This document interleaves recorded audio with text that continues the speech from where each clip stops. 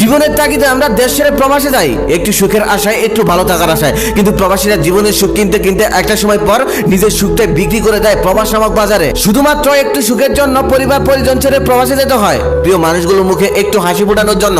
কিন্তু প্রবাসী ভাইয়েরা কি সুখী? হাজার কষ্টের মধ্যেও জীবনের সব সুখ বিসর্জন দিয়ে মাসের পর মাস, বছর পর বছর টিকে থাকতে হয় প্রবাসের মাটিতে। সেই সকাল থেকে রাত পর্যন্ত প্রবাসের মাটিতে কাজের উদ্দেশ্যে ছুটে চলা। দেশ থেকে আমরা মনে করি কতই না টাকা পড়ে আছে প্রবাসে, কিন্তু সেই টাকা যে কতটা কষ্টের মাধ্যমে আনতে হয় তা একমাত্র প্রবাসীরাই জানে, অন্য কেউ জানে না। প্রবাসের টাকায় আমরা কত আরাম আয়েশে জীবন যাপন করছি, দামি মোবাইল, দামি বাড়ি, দামি গাড়ি ব্যবহার করছি, কত ভালো ভালো খাবার খাচ্ছি, সুখের শেষ নেই। কিন্তু আমরা কি কখনো ভেবে দেখি যার পাঠানো টাকায় আমরা সুখে আরাম আয়েশে জীবন যাপন করছি সেই মানুষটা প্রবাসী কেমন আছে, কেমনি জীবন যাপন করছে সে? দেশে থেকে আমরা দামি বক্স খাটে কম্বলে নিচে সকাল 10টা পর্যন্ত ঘুমাই, কিন্তু সেই মানুষটা কেমন আছে? সে কি খাইছে নাকি খায় নাই? তার শরীরটা কেমন আছে?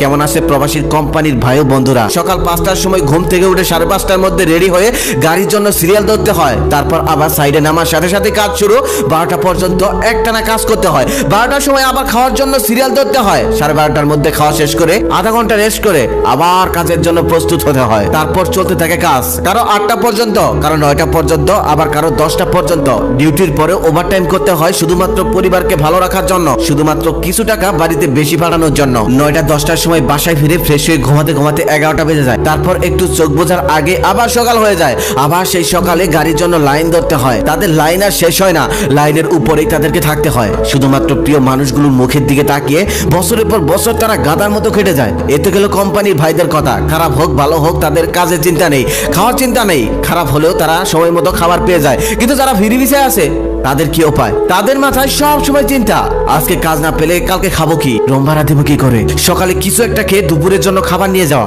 আবার রাত 8টা 9টার সময় বাসায় ফিরে রান্না করে খাওয়া, আবার সকালে উঠে রান্না করে খেয়ে কাজের উদ্দেশ্যে যাওয়া। কাজ খোঁজার জন্য তাদেরকে নানান জায়গায় ঘোরাঘুরি করতে হয়, আজকে কাজ না পেলে কালকে খাবো কি, এই চিন্তা থাকে তাদের মাথায় সব সময়। আবার বছর করতে আগামা আইডি কফিল ভাইরা কতটা কষ্ট নিয়ে প্রবাসী ভাইরা প্রবাসে পড়ে থাকে তা একজন প্রবাসী যারা কেউ বুঝতে পারবে না। দিনরাত পরিশ্রম করেও আমাদের প্রবাসী ভাইরা ন্যায্য মূল্য পাচ্ছে না, নানান রকম দালালের কাছে প্রতারিত হচ্ছে, কাজ করে টাকাও পাচ্ছে না। উপরের কথাগুলো সাধারণ কিছু কথা, কিন্তু প্রবাসীর ভাইদের জীবনে থাকে এর থেকে বেশি কষ্ট।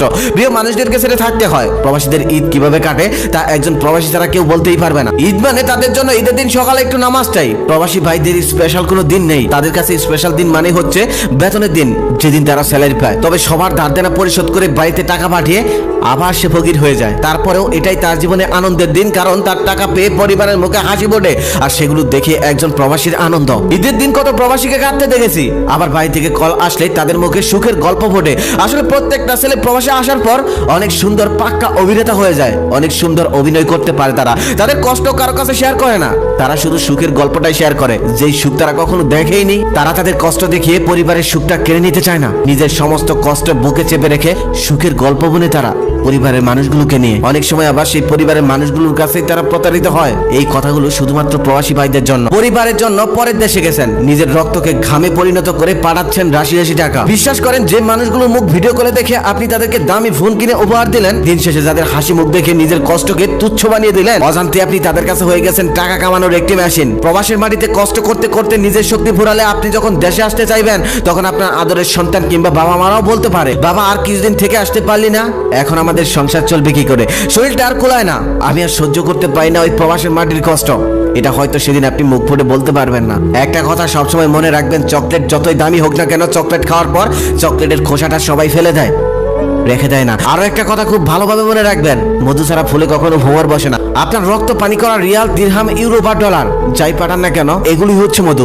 এই মধুগুলো একটু ধরে রাখার চেষ্টা করবেন, নিজের জন্য আলাদা একটা সঞ্চয় করবেন, যাতে শেষ জীবনটা একটু স্বস্তিতে কাটাতে পারেন আপনি। বহু প্রবাসী আছে যারা মা বাবা ভাই বোন এমনকি স্ত্রী সন্তানের কাছে প্রতারিত হয়েছে। এরকম অনেক গল্প শুনে এই ভিডিওটা করা। তবে সবার বেলায় এক হয় না, কিন্তু অনেকের জীবনের সাথে মিল পাবেন।